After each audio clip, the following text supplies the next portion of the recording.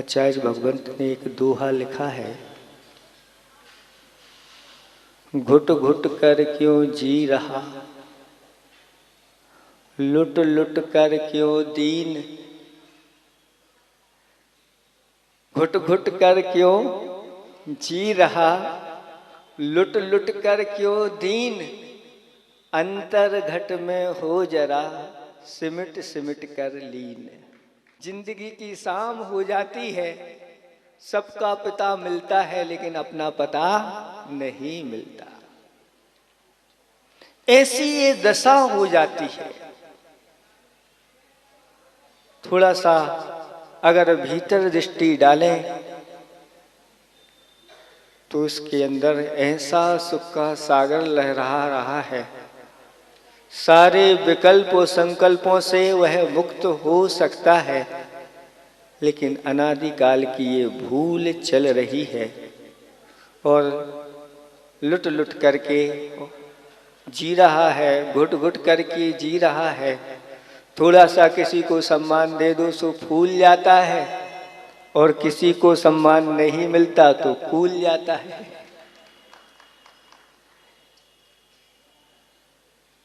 हम अपनी आत्मा का कितना सम्मान कर पा रहे हैं ये आप देख सकते हैं। कहा है कि श्रद्धा ज्ञान देती है, श्रद्धा ज्ञान देती है और नम्रता मान देती है और योग्यता सम्मान देती है। और जहां ये तीनों चीजें मिल जाएं उसके लिए हर जगह सम्मान मिलता है, सम्मान मांगने की कोई जरूरत नहीं होती। सबकी दृष्टि उनकी ओर रहती है। जो हृदय के सरल होते हैं, आचरण जिनका स्वच्छ रहता है, परोपकार में जो अपने जीवन को लगा देते हैं, उन्हें बुलाने की आवश्यकता नहीं रहती और उन्हें भुलाने की भी आवश्यकता नहीं रहती। सब लोग उनको याद रखते हैं और उनके सामने नहीं सही सही सम्मान होता है जो लोग पीठ पीछे प्रशंसा करते हैं। पीठ पीछे जो प्रशंसा कर जाते हैं लोगों की कि वास्तव में ये ऐसे हैं, वो ही वास्तविक सम्मानित होते हैं। अपने अंदर अपने आप में ऐसे गुणों को आप प्रकट करिए कि ये लोग क्या, देव लोग भी आपके सम्मान के लिए उतर पड़े। ऐसी योग्यता जगाना चाहिए। उस योग्यता की परीक्षा भी होती रहती है। एक राजा के 3 पुत्र थे, बड़ा, मझला और हल्का। हल्के बोलते हैं, हल्के। तीनों के लिए राजा ने अलग अलग महल बनवा दिए और वह वहां से सुखपूर्वक रह रहे हैं। एक एक कमरा एक विशेष तीनों के लिए अलग से बनवाया था। और राजा के मन में आया कि इनको उत्तराधिकारी बनाना है, इनमें से किसको उत्तराधिकारी बनाए। बड़े को बना दिया और अगर बड़े में उस प्रकार के गुण नहीं तो फिर राज्य का संचालन कैसे होगा। या जिससे हमारा अधिक स्नेह है उसको बना दिया और नहीं हो पाया तो गुणों की परीक्षा होना चाहिए। और राजा ने एक दिन तीनों को बुलाया और कहा कि ये लो 4 पैसे, इन 4 पैसों से तुम्हारे लिए अपने अपने जो विशेष आपके 3 कमरे हैं उन कमरों को भरना है और आज ही भरना है। रात्रि में मैं अवलोकन करने के लिए आऊंगा। और 4-4 पैसे दे दिए गए और सबने ले लिए। बड़ा वाला विचार करता है ये पिताजी को इतनी उम्र हो गई, अब ये क्या सूझी कि 4 पैसे दिए, और 4 पैसे से क्या होगा, मजदूर भी मिलना मुश्किल है, और कमरा भरने के लिए कह दिया। इनकी बुद्धि जो है, ये सोच जो होती है अपनी अपनी सोच होती है, और जो गुणवान नहीं होते उनके अंदर विशेष रूप से नकारात्मक सोच भरी रहती है। वो आनंद नहीं ले पाते, अपने जीवन का आनंद नहीं लेते।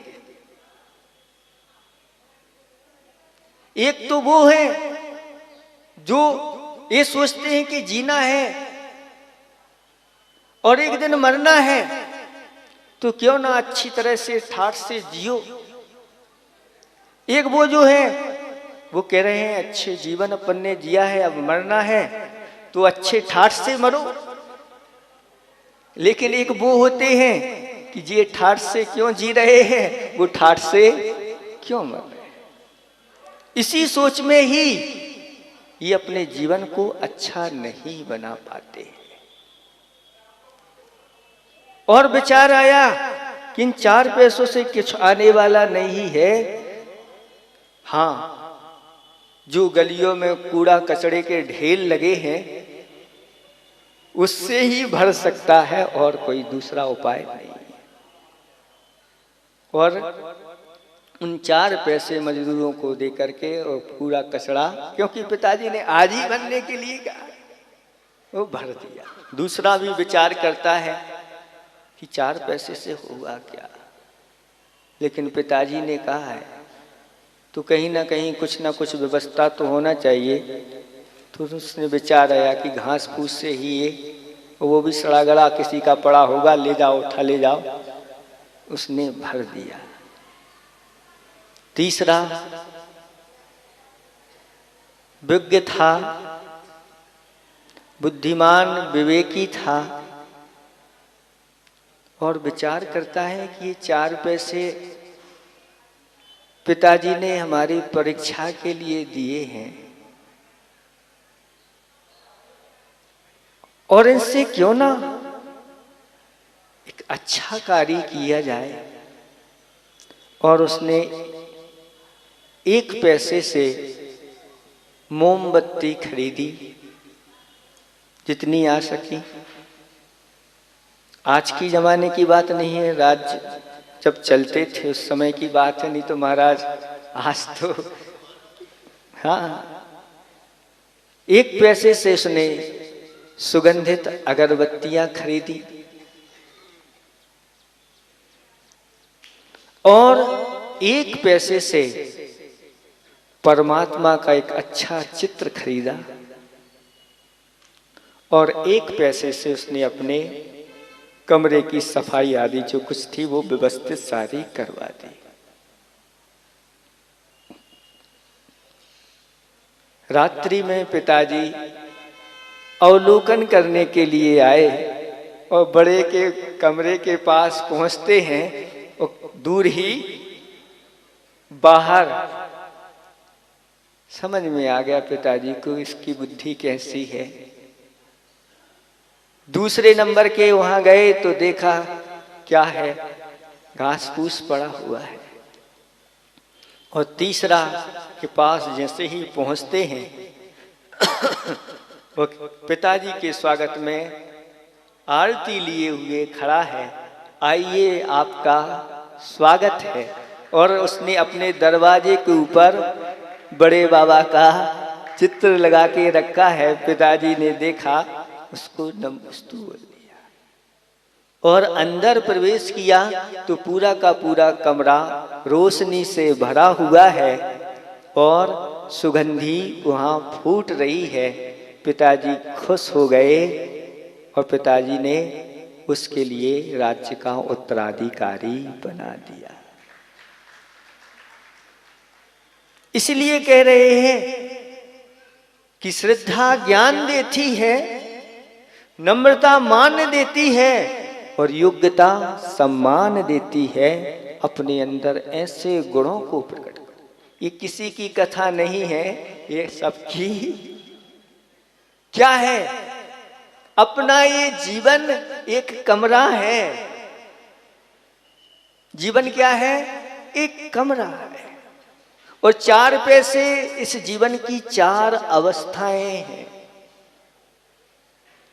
बाल अवस्था, युवन अवस्था, पौड़ अवस्था और वृद्धावस्था है। और आज्ञा देने वाले कौन हैं कि आपको अपने कमरे भरना है? ये गुरु महाराज हैं कि आपके कमरे को, अपने जीवन रूपी कमरे को कैसे भरना है। चाहे आप तो नकारात्मक विषय कसायों से, आप कचड़े से अपने जीवन को भर लो, आपका जीवन पूरा कचड़ा हो जाएगा। भीतर बैठी हुई 4 कसाएं हैं, क्रोध, मान, माया, लोभ। इनको जितनी आप तीव्र करोगे उतनी ही मन वचन काया की ये परिणतियां अशुभकारी करेंगी। आचार्य भगवंतों ने कहा, जिसकी कसाय चतुस्थानी होती है धर्म की बात नहीं सुनता, धर्मात्मा उसको रुचते नहीं और दूसरों को भी धर्म करने से वह रोकता है। स्वयं को तो रुचता नहीं, वह दूसरों को भी वह करने नहीं देता। ये कसाई की परिणति ऐसी हो जाती है। और जब कसाओं की तीव्रता रहती है तो लिस्याएं भी अशुभ हो जाती हैं। कृष्ण नील और कापोत में परिणमन उसका हो जाता है।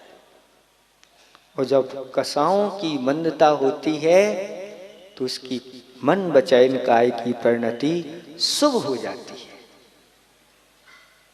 और जब शुभ होती है तो सबके प्रति अच्छे भाव होते हैं, अच्छे कार्य करने के भाव होते हैं, उदारता अंदर से आ जाती है और धर्ममय परिणति होने लगती है। ये सब यहाँ बैठे हुए हैं, ये समझो सबकी लिस्या यहाँ पर शुभ चल रही है। लेकिन किसी बात को लेकर के हम खटपट कर लें तो यहाँ बैठ करके भी हम अपनी लिस्याओं को, और कहते हैं कि अगर यहां आपने अपनी लिस्याएं गड़बड़ कर ली तो अन्य क्षेत्रे कृतं पापम धर्म के क्षेत्रे विनश्यति, और धर्म क्षेत्रे कृतं पापम वज्रलेपो भविष्यति। इसलिए बहुत सावधानी रखना चाहिए धर्म क्षेत्रों पर आकर के। अपने मन वचन काय को जो यहाँ पर नहीं संभाल सकता तो फिर वह कहीं इस पाप को धोने में समर्थ नहीं होगा, वज्रलेप हो जाता है। इसलिए जितना हो सके, यहाँ तो ये देव शास्त्र गुरु का दरबार है, लूट सको जितना लूट सको, लुटो मत। लुट लुट कर क्यों दीन, लुट क्यों, लुटो नहीं, यहाँ तो सब मिल रहा है। और 3 लोक के नाथ हमारे लिए मिले हैं, ऐसे निर्गंत गुरु मिले हैं, दिगंबर मुद्राधारी मिले हैं, और हमें जिनवाणी सरस्वती मिली है। चक्रवर्ती की संपदा हमारे लिए कोई काम की नहीं। सम्यक दृष्टि कहता है कि मैं सम्यक दर्शन के बिना चक्रवर्ती पना मुझे नहीं चाहिए, और अगर सम्यक दर्शन मेरे पास है तो मैं गरीब रहना बहुत अच्छा मानता हूं। क्योंकि सम्यक दृष्टि के अंदर ऐसी रहती कि अगर मेरे पास सम्यक दर्शन है तो मैं दुनिया का सबसे बड़ा अमीर आदमी हूं। क्योंकि मुझे कोई आवश्यकता नहीं, मैं जहां जाऊंगा मेरी व्यवस्था सब अपने आप होती चली जाएगी। और अगर मिथ्यात है, सही सही आस्था नहीं है, तो फिर ऐसी संपदा किस काम की। एक पाप बताए गए हैं आचार्य भगवंत कुंद कुंद स्वामी ने पंचास्तिकाय में, उसमें एक नानम च दुप्पयुत्तम, ज्ञान का दुरुपयोग करना भी पाप है। तो अपने ज्ञान को अच्छा बनाओ, सम्यक ज्ञान का उसको परिणत करो, साथ साथ में संयम को धारण करो और ऐसे संयमित होकर के ध्यान के माध्यम से भीतर का आनंद लो। यही सिद्ध चक्र की सार्थकता है। बाकी तो सब ये यूं निकल जाता है और थोड़ा सा कुछ आ गया दिमाग में, वो कीड़ा लग गया तो वही घूमता रहता है। हम यहाँ पर पैसे आदि खूब खर्च कर रहे हैं लेकिन वो आनंद नहीं ले पा रहे। इसलिए वहां तक कुछ लोग कह रहे होंगे महाराज बड़े बड़े लोगों को सम्मान नहीं हुआ, छोटे मंडल तो रह गए।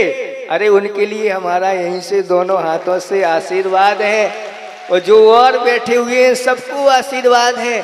आप लोगों ने यहाँ पर जो संचय किया है भूतो ना, ऐसा संचय इसके माध्यम से होता है। इसलिए आप लोग जब भी ऐसे धर्म के अनुष्ठान हो सब कुछ छोड़ करके ऐसे अनुष्ठानों में लग जाना चाहिए, क्योंकि ये अवसर बार बार नहीं आते। अगर इन अवसरों का हमने लाभ उठा लिया तो अगले भवों में ये अवसर आपको इतनी बार आएंगे कि आप गिन नहीं पाओगे।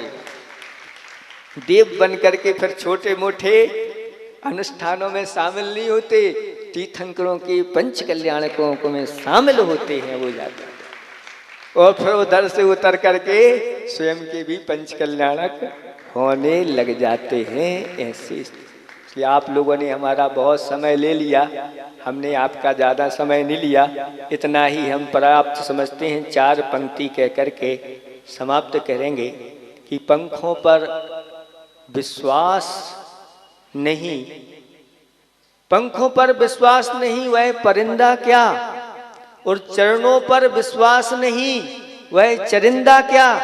सिर्फ श्वास लेने का नाम जिंदगी नहीं है बंधुओं, सिर्फ श्वास लेने का नाम जिंदगी नहीं है बंधुओं। जिसको अपनी आत्मा के ऊपर और सच्चे देव शास्त्र गुरु के ऊपर विश्वास नहीं वह जिंदा क्या। अपने जीवन को जिंदा बना के रखना, अपने जीवन को निर्मल बना के रखना, और इस भव में हमें संसार से पार होना है। बस एक बात ही ठान करके रखना और आगे हमारे मार्ग अच्छे बने और सारे लोग मिलकर के इस प्रकार की भावना बनाओ। हे भगवान गुरुदेव बहुत जल्दी से जल्दी इस भोपाल नगर में फिर से आए और एक यहाँ पर ऐसा अनुष्ठान हो कि सारी दुनिया उसको देखने के लिए आए, देवता भी उतर आए। अहिंसा परमो धर्म।